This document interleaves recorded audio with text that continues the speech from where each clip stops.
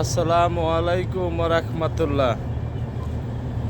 লারাড়ের তেনে বেতুরিয়ার ফেরিতে উঠলাম। আল্লাহ নিলে বলা চরবসন যাব, ঠিক আছে। গাড়ির ভিতরে আছে ডেড বডি। এই ফেরিতে উইটা ফেরি সারছে হলো 6:13-তে। ফেরিতে উইটা একটা ভিডিও বানাইতেছি, আপনার ঘরে দেখাইতেছি।